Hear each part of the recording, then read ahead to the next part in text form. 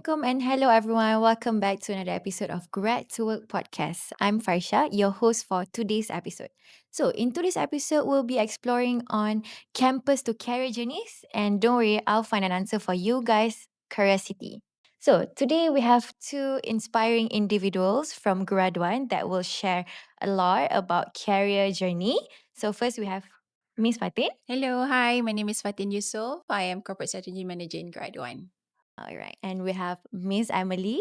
Hi, I'm Emily. I'm the content creator for Grad1. Nice to meet you. Okay, as we can see that many final year students are fresh grad, they've been struggling or even they feel a little bit of loss to step up into their new chapter of life, which is starting their new career. So, Miss Emily, what do you think the most preparation that they could do before start their first job or internship? I know that you guys have a lot of checklists in your mind and you don't know where to start, right? But to me, you should just start at the easiest thing that you can do and the fastest thing. So, for example, if it's the easiest for you to start your LinkedIn account, then do that first. You cannot like wait for the right time because there's no such thing as the right timing. So you just start whatever is the easiest and then you just let it flow. So for example, even though you don't feel like posting on LinkedIn, but you need to have something to like park on it, right? So you should post a few, and then from there you can start like job searching because a lot of opportunities are on there as well, even for internships. So that's the like a good start. And I would say you should not procrastinate. I know we all procrastinate. I know we all have times where we're just too lazy to do stuff, but just start somewhere. And it's important for you to also have someone that motivates you like one another. So you have a friend that keeps on wanting to see the best version of you, and same goes to you as well.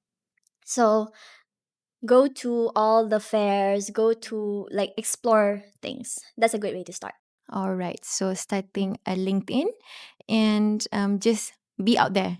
Be out there. They can see us, right? So, Miss Fatin, what do you think the most like skills, the personality traits that can make us most outside? I think just to echo what Emily mentioned earlier, also just to share with everyone that networking should start early. It doesn't need you to be a final year student, then only you want to start building your LinkedIn, building your profile. It should start as early as it could be. Like Emily mentioned just now, there's no like a starting time, like the right time for you to start. So you just need to have that motivation, courage, like macam, okay, I have to do. So start somewhere. It could be your LinkedIn, it could be your CV, go out there, go to career fairs, start to network.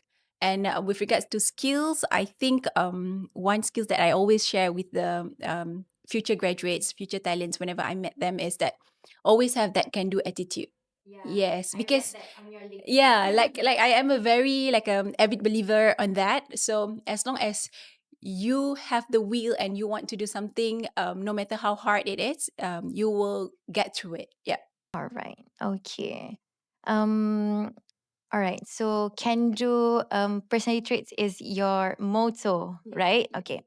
So, and then lastly for Miss Emily, how actually can they make the most out of your internship experience? So like first step is having a LinkedIn. And then when they step into the office, how can they bring themselves or carry themselves in the office? I'm telling you, the first day is gonna be so nerve wracking. But like, there's always a first time for everything, you know, like you just have to be there. And then I would suggest you to read the room first. Like, you need to know how the culture is, especially in your department. So, see how they operate and always believe in helping anyone. Like if you see anyone who is having a hard time in what they're doing, or maybe macam not having enough, like they're short-handed basically, so you can just lend a hand. There's no wrong in suggesting that, hey, do you need help? Worst thing that they can say is no, I'm fine, thanks. Then you just sit lah, like that, you know. But just be helpful, just be approachable. Yeah, be approachable. All right. Okay. Um, Fun fact, they actually study the same field as me and my grad 1 team. So we're actually a CMP students, and Miss Fatin is one of our pioneer of CMP. So Miss Fatin, you must have your own experience that can inspire students out there, because how actually this program help you in your early career. All right. Okay. So why do I choose CMP? Okay. Initially, in my diploma days, we need to learn all eight subjects. I mean, like all eight major. So I was toying with the idea whether I should go to PR or CMP. But then again, I feel like, you know what? Everyone wants to go to PR. Why not? I mean, like, I just try something new. And then I mean, like, I studied CMP, but it was just like a surface. So it's somehow I mean, like, something about CMP that I feel that I could fit in is because it's a communication management policy, and I always wanted to be in a corporate field, corporate pathway.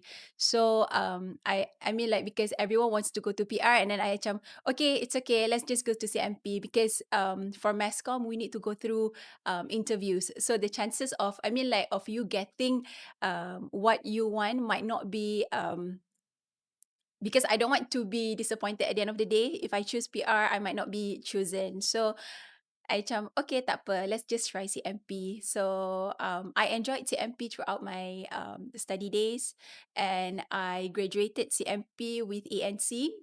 Yes, and then I started my journey as a business strategy officer to Media Prima Radio Network CEO. That time was a Ceylon Paul. Yeah, so I had a good 3 years in Media Prima Radio Networks, and then I pursue my master's degree, and then right after that I was attached to Grad 1 up until today lah. All right. Okay. Actually, from your experience, what actually CMP makes a strong foundation for our fresh grads? Okay, honestly, in CMP, you learn a lot of things. CMP is very broad and generic that you can go anywhere. You can go to PR, you can go to corporate com, you can go to even HR. So for me myself, I rasa macam this is the best course. If I want to go anywhere, I can just enter. But always to have that mindset, I can do it. And I'm willing to learn and do. Yeah, I hope I answer. Yeah, of course. Okay. For Miss Emily, for you as a content creator, how this CMP has helped you? Because CMP is known as like something is very corporate, something we do report, not much about camera setting, content creating.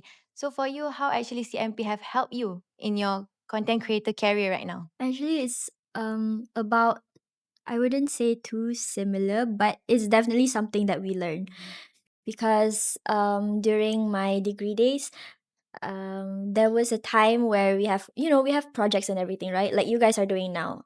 You guys are technically creating something. You're creating something from scratch, you know? So the assignments and projects really put me out there because I used to manage like TikTok accounts for my FYP. And then from that start, I was already in front of the camera. So it never felt awkward for me. I felt like it was I felt like it was like the right path at the moment, you know? So it felt really good. And I believe CMP has always opened up a lot of opportunities for us. And plus, I would say CMP was my first choice. Not because like I knew what I wanted at that time, but it just felt right, during the interview. And then when the lecturers were asking like, hey, what are you keen towards? Like, what's your interests and stuff. And then I felt like I was more leaning towards CMP. So that's why it was my first choice and I never regretted it really because like the things that we learn, everything that you can apply it in real life no matter where you work. Yeah. Even if corporate setting or even just if you freelance, you can make anything out of CMP. Okay, so it's not macam um we call it like macam yeah, it's not narrow pathway into the corporate life only. It's broad. Yeah. CMP has helped you as a content creator and Puan Miss Fatin as a corporate manager. So, if you can share with us, is what one piece of advice that you would give to students to continue grow and never give up after they finish their CMP? I would say never self doubt. Like, don't overthink it. You want to do it, just do it. Like, never self guess yourself. Never second guess yourself. All right. So far, My advice would be always know what you want to do, but don't limit yourself. And then try to instill that can do attitude.